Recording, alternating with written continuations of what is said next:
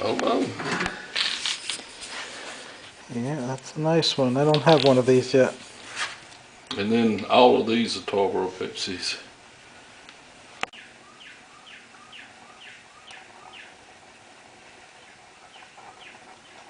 Here. It's a nice honey amber on this bottle. I had a lady in Tarboro that worked at a junk store really in Wilson and one in Tarboro. And she had people running them for. And she got talking to me about the brown Tarboro bottle, and I told her I had an amber bottle. No, you don't. So I later that day went home and took the bottle and rode down there and walked in there with it in my back pocket and pulled it out. And I said, "You say I don't have this?" She took it like this, like it was a baby, and she said, "I can't believe I have this in my hands." There's one. I don't have a perfect one of these, but I got a number of them that are pretty close out of that dump.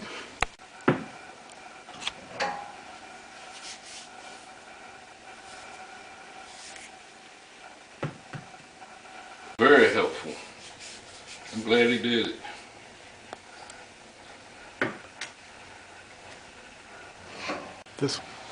This one is 6.5, and the other one, they're exactly the same size, but they one whole. Yeah, there's a machine-made one. So finding this stuff. That means like you're the expert. The straight-sided Coke. Yeah, I dug one of these last week with the 7 ounces on it. Indian Trail Ginger Ale from the Coca-Cola Bottling Works in Tarboro. One of them doesn't have the Indian rock ginger ale, and it's machine made. It just has the Coca-Cola in the slug plate. I just had a little piece of this one come off, but it was the bottom is in bad shape. I knew that thing would eventually come off. I'll super glue that. No, most of them I see are the other variety. Well, actually, if you want to be really technical, you could say that this one is almost clear and that one has a green tint to it. I would say they're from 1914. Okay. So the straight sided ones.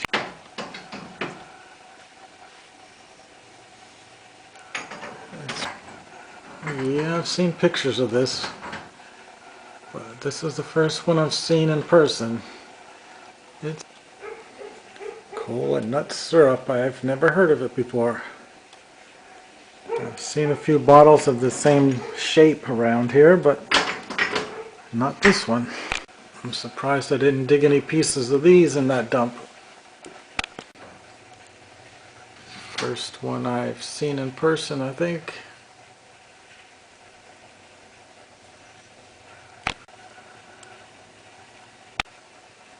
Yeah, that's a pretty good one. Never seen one in person. I think they made an amber one just like it. So all of these you found? I've never bought a bottle. But you know, it's okay, you carried it to the extreme, but once you get into bottles, it's hard to get it out. You just start finding them everywhere because you're looking, you know. So one Saturday, just being young and didn't give a damn, he bought the Pepsi molds over to his line. No, he ran the Pepsi line. His buddy ran the 7-Up line. And he ran the Pepsi molds through the 7-Up glass. And then they carried them to, they made 24 of them. And they carried them to the applied colored label department, and they printed them. Find a lot of unembossed ones. I've never seen one quite like this. Yeah, so I've got about 6 up here. But I don't think it had laudanum in it because it's probably a 1930s bottle. Nope. I found well over 100 pumpkin seed flasks, but I've never found an amber one before. It's pretty much, and all these pretty much came from under our houses.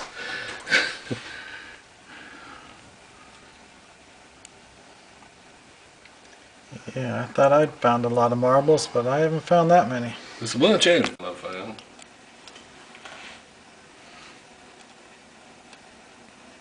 Yeah, I haven't seen this one. This is the one I dug 2 of over there in Robertsonville.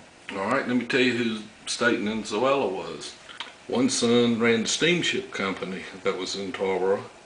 The father and two of the sons painted walls in these old historic houses when they were built.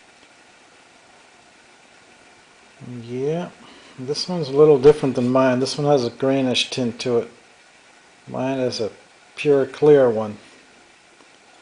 But it is the same half-pint size.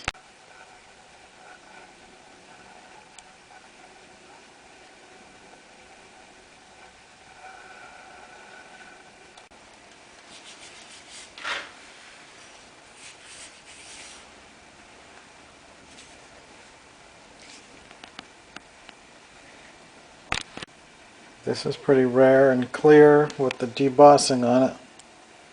Especially to find one with really good paint. I've always been proud of that one. That was one of the early ones I found. When you find them in a barn, This is considered a poison bottle. it's a three-sided bottle. I was told that when you got up at night, well, if